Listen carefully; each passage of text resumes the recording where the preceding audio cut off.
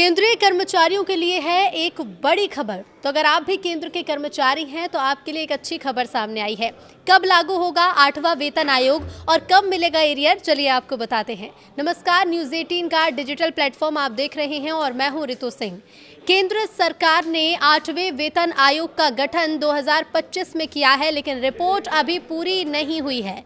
लागू होने पर बेसिक सैलरी और भत्ते बढ़ेंगे और एरियर मिलेगा। कर्मचारियों और पेंशन भोगियों की निगाहें सरकार के अगले कदम पर टिकी हैं। केंद्र सरकार के लाखों कर्मचारी और पेंशन भोगियों के लिए एक बड़ी सुगबुगाहट शुरू हो गई है।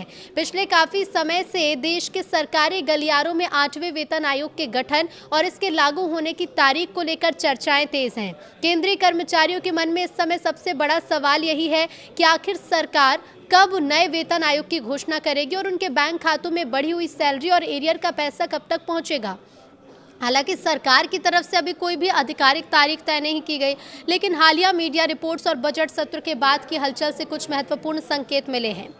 केंद्र सरकार लगभग हर 10 साल में नया वेतन आयोग लागू करती है। बता दें कि 7वां वेतन आयोग जनवरी 2016 से लागू हुआ था, इसलिए स्वाभाविक रूप से 8वां वेतन आयोग 1 जनवरी 2026 से प्रभावी माना जा रहा है। सरकार ने 2025 में आयोग का गठन किया और इसे 18 महीने में सिफारिशें देने का लक्ष्य दिया गया है। कर्मचारी संगठनों का कहना है कि महंगाई के इस दौर में वेतन संशोधन की सख्त जरूरत है ताकि कर्मचारियों की बेसिक सैलरी में वास्तविक बढ़ोतरी हो सके।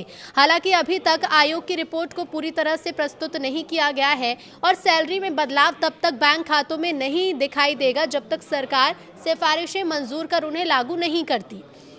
अगर रिपोर्ट समय पर तैयार और लागू हो जाती है तो ये 1 जनवरी 2026 से प्रभावी मानी जाएगी, जिससे कर्मचारियों को बेसिक सैलरी और पेंशन में भारी उछाल और पिछली अवधि का एरियर मिलने की उम्मीद है।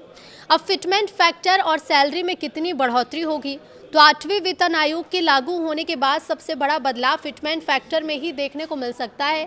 बता दें कि फिलहाल 7वें वेतन आयोग के तहत फिटमेंट फैक्टर 2.57 गुना है, जिसे बढ़ाकर 3.68 गुना करने की मांग की जा रही है।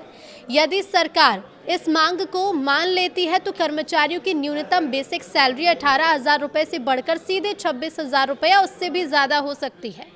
इससे न सिर्फ मासिक वेतन बढ़ेगा बल्कि भत्तों में भी अच्छी खासी बढ़ोतरी होगी, जिसका सीधा फायदा 50 लाख से ज़्यादा कर्मचारी और 65 लाख से ज़्यादा पेंशन भोगियों को मिलेगा। अब एरियर और बकाया राशि पर क्या अपडेट है, तो कर्मचारियों की मुख्य चिंता एरियर को लेकर भी है। अगर आयोग के गठन या सिफारिशों को लागू करने में देरी होती है और इसे पिछली तारीख से लागू किया जाता है तो कर्मचारियों को एकमुश्त एरियर की मोटी राशि मिल सकती है। हालांकि विशेषज्ञों का ये मानना है कि सरकार अपने खर्च और बजट को देखकर ही एरियर का भुगतान करेगी। अभी कुछ नहीं किया गया, सभी की नजरें सरकार के अगले कदम पर टिकी है कि क्या आने वाले महीनों में आधिकारिक तौर पर 8वें वेतन आयोग के गठन की अधिसूचना जारी की जाती है या नहीं।